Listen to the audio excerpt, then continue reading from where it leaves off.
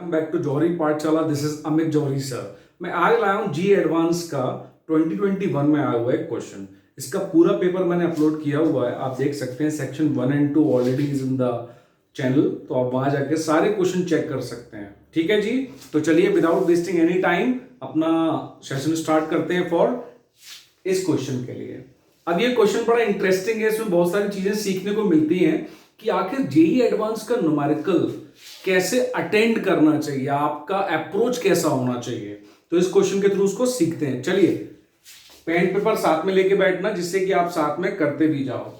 अब सबसे पहले तो इंपॉर्टेंट चीज क्या होती है, किसी भी क्वेश्चन में उस क्वेश्चन को अच्छे से रीड करना और उस क्वेश्चन को एक एक फुल स्टॉप तक उसका डेटा को एक्सट्रैक्ट करना। चलिए मैं आपको करके दिखाता हूं कैसे। अब मैं क्वेश्चन रीड करूंगा तो मुझे दिया हुआ एक लॉन्ग स्ट्रेट वायर है जिसमें करंट है 2 एम्पियर। ये वाला रेड वाला जो वायर है ना, वो है लॉन्ग वायर। लॉन्ग मतलब इनफाइनाइट वायर है, ऐसा वायर जो इनफाइनाइट लेंथ का है, जिसमें करंट दी हुई है I which is given as 2 ampere. तो हम यहां लिख देते हैं आई की जगह हमें क्या दिया हुआ है, 2 एम्पियर। उसके बाद वो बोल रहा है एक सेमी सर्कुलर है, स्पेरिकल नहीं है, सेमी सर्कुलर है। एक ऐसा आर्क है जो ये दिख रहा है आपको, ये arc semi circular conducting rod है, मतलब ये कंडक्टिंग है, मतलब इसके थ्रू करंट पास हो सकता है। इस place beside into 2 conducting parallel raise, ये 2 रेल्स बनाई हुई हैं, ये भी कंडक्टिंग है, इनके थ्रू भी करंट पास हो सकता है। और इस सेमी सर्कुलर रॉड को, कंडक्टिंग रॉड को इन दोनों के बीच में रख दिया है जहां से इसके एंड टच कर रहे हैं। ठीक है जी। अब दिया है both the rails are parallel to each other, we can see that in parallel to the wire also, जिसमें करंट फ्लो कर रहा है। अब मुझे बोला है कि सभी चीजें एक ही हॉरिजॉन्टल प्लेन में है, मतलब जैसे ये बोर्ड एक प्लेन है तो जैसे रखा बनाया हुआ है वैसे ही इसको रखा गया है, क्योंकि सारा डायग्राम 2 डायमेंशनल है, तो सारी चीजें इस प्लेन में आ जाती हैं। अब वो बोल रहा है डिस्टेंसेस भी दिए हुए हैं, 1 सेंटीमीटर यहां से यहां तक का और 4 सेंटीमीटर यहां से एंड तक का।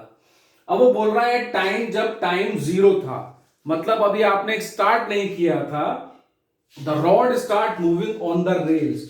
तो ये रॉड की वेलोसिटी बताई गई है, रॉड ने रेल्स के बीच में v वेलोसिटी से चल रही है जब स्टार्ट हुआ है। मतलब इसका क्या है, इसका मतलब ये है कि जो v वेलोसिटी है वो ऑलरेडी उसके पास गिवन है, किसी इफेक्ट के कारण नहीं आई है।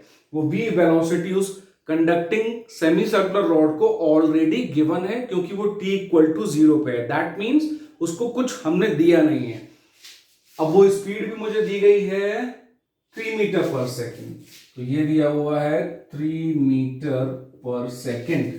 ठीक है जी। अब इसके बाद क्या दिया है, अब रॉड ने मूव करना शुरू कर दिया, रजिस्टर कैपेसिटर सबकी वैल्यू दी हुई है।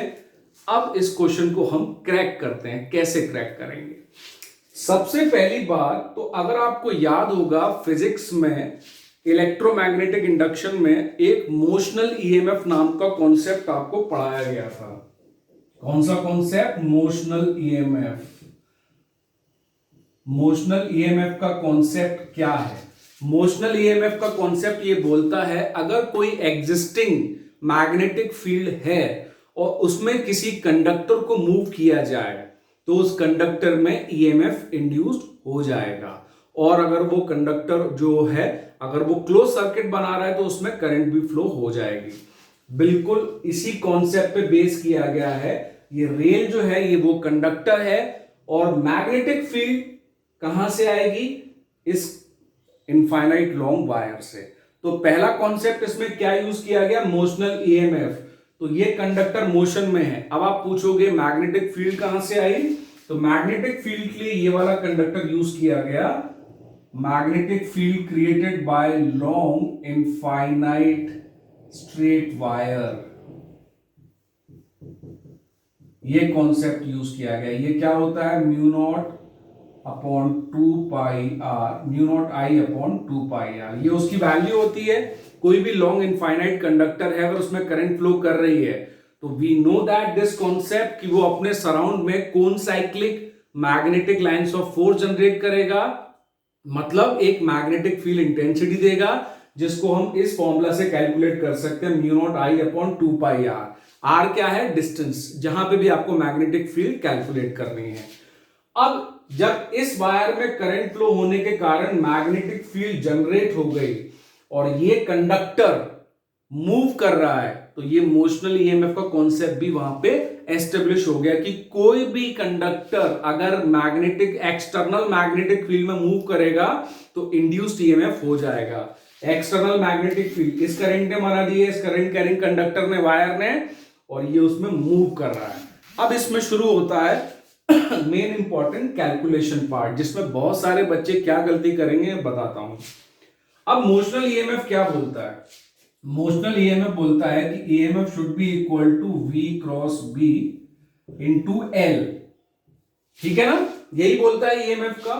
अब हम यहां पर क्या कर रहे हैं, हमने ये लेंथ ले ली है यहां। अब यहां से हमने एक छोटा सा पार्ट कट कर लिया है dx, उसका यहां से डिस्टेंस हम x ले लेते हैं। ठीक है जी।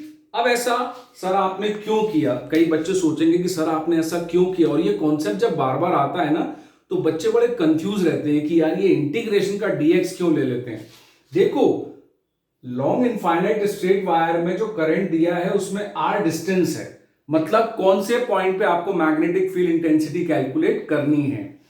सेम अब यहां पर आप पूरे वायर के लिए कंडक्ट नहीं कर सकते क्योंकि ये इसके परपेंडिकुलर है, तो साइन थीटा तो 1 हो गया, तो V क्रॉस B में जो साइन थीटा आने वाला था वो 1 हो गया। तो मुझे पर्टिकुलर स्मॉल ऑब्जेक्ट की ईएमएफ निकालना पड़ेगा और फिर मैं इंटीग्रेशन के थ्रू बता दूंगा कि पूरी सेमी सर्कुलर रॉड में इतना कैलकुलेट हुआ। यहां पे दूसरी कंफ्यूजन जो आपको होती है, बहुत कम बच्चों को होती है, कई बार पूछते हैं, सरकमफ्रेंस नहीं लेते हैं लेंथ में, BVL जो आता है उसमें L is the length between the two ends, तो टू एंड्स के बीच की लेंथ होती है, ये आप हमेशा याद रखना। ठीक है जी। तो अब हम स्मॉल एलिमेंट dx में देखेंगे कितना ईएमएफ जनरेट हो रहा है। तो यहां पर इसको DE नाम दे देते हैं। तो टोटल ईएमएफ कैसे निकालेंगे? तो टोटल ईएमएफ कैसे निकालेंगे, इसको इंटीग्रेट कर देंगे, V बाहर ले लेंगे, कांस्टेंट है, B की वैल्यू रख देंगे mu naught I upon 2 pi, R की जगह क्या आ जाएगा x, क्योंकि मैंने वायर से उसका डिस्टेंस क्या लिया हुआ है उस एलिमेंट का x, इंटू लेंथ, लेंथ कितनी ली हुई है मैंने dx। ठीक है जी, ये आ गया। अब मुझे इसमें लिमिट पुट करनी पड़ेगी क्योंकि इनफाइनाइट तो नहीं कर सकते, ये डेफिनेट इंटीग्रेशन होना चाहिए। तो आप देख सकते हैं वेरिएबल कौन है, x, जो x वेरिएबल होता है उसी की लिमिट यहां रखी जाती है इंटीग्रेशन में। तो x की लिमिट कहां से कहां तक जा रही है आप देख सकते हैं, फ्रॉम 0 to 4। ठीक है, 0 से लेके x शुरू होता है यहां से और यहां तक चला जाता है। लेकिन इस केस में मोर प्रिसाइसली जाने के लिए हम यहां से 1 से 4 जाएंगे। हम ये डिस्टेंस क्यों छोड़ रहे हैं, ये डिस्टेंस 1 सेंटीमीटर का, क्योंकि एक्चुअली में जो रॉड की लेंथ है उसमें ईएमएफ जनरेट हो रहा है। तो आप 1 to 4 भी ले सकते हैं, तो मैंने लिया 1 से 4 तक का। अब मैं इसमें ईएमएफ की वैल्यू कैलकुलेट करने के लिए वैल्यू पुटअप कर देता हूं। V की वैल्यू कितनी थी, 3 मीटर पर second, integration 1 to 4 mu naught upon 2 pi x, ये पहले बाहर ले लेते हैं फिर अपन इंटीग्रेट करते हैं, क्योंकि म्यू नॉट I और 2 पाई तो सब कांस्टेंट है, तो mu naught I upon 2 pi constant है, तो अंडर इंटीग्रेशन किसका बचा, dx अपॉन x का। dx अपॉन x का इंटीग्रेशन क्या होता है, ln x, है ना। और ln x में जब मैं लिमिट पुट करूंगा ln x में, तो ईएमएफ आ जाएगा 3 into mu naught upon 2 pi into current, current कितनी दी हुई है मुझे 2 एम्पियर, तो ये आ जाएगा ln x फ्रॉम 1 to 4। ठीक है जी, जब 1 to 4 रखेंगे तो ये ln 4 आ जाएगा, तो मेरा ईएमएफ कितना हो जाएगा 3। म्यू नॉट अपॉन 2 पाई की वैल्यू क्वेश्चन में गिवन है, यहां 4 पाई दिया है, तो म्यू नॉट अपॉन 2 पाई के लिए ये हो गया 2 इंटू 10 रेज टू -7, ये मैंने म्यू नॉट अपॉन 2 पाई की वैल्यू रखी, 3 इंटू 2 6 और ln 4 आ गया। ln 4 को हम क्या लिख सकते हैं, ln 2, और आगे मल्टीप्लाई में 2 आ जाएगा इसके, क्योंकि हमें पता है लॉग में हम 4 को 2 रेज टू पावर 2 लिख सकते हैं और रेज टू पावर लॉग में बाहर आ जाती है। तो ये कितना हो गया 6 to the 12 to the 24 into 10 raise to power -7 into ln2 की वैल्यू भी मुझे दी हुई है 0.7। अब मैं इसको मल्टीप्लाई कर देता हूं 7 4 ज़ा 28 7 2 ज़ा 14 2 16 एक डेसिमल लगाया 10 रेज टू पावर -7 ये आ गया वोल्ट में आंसर। अब कई बार आप क्या गलती करेंगे कि आप सोचेंगे डिस्टेंसेस तो मुझे सेंटीमीटर में दिए हुए हैं, फिर आप ऐसा यूनिट में क्यों ले रहे हो?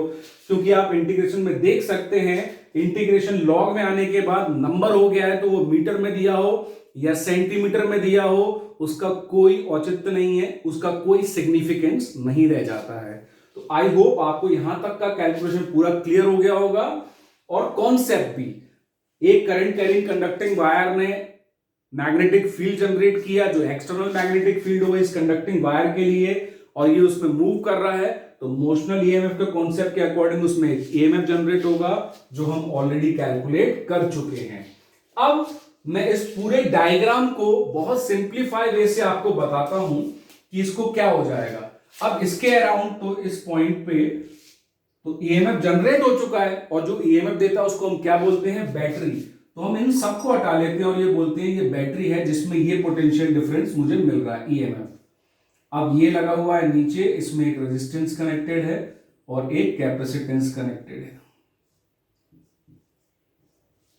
ठीक है, और ये उसका पोटेंशियल डिफरेंस आ गया। तो इस सर्किट को लास्ट में मैंने जब आंसर निकालना है तो सिंप्लीफाई कर लिया इस फॉर्म में।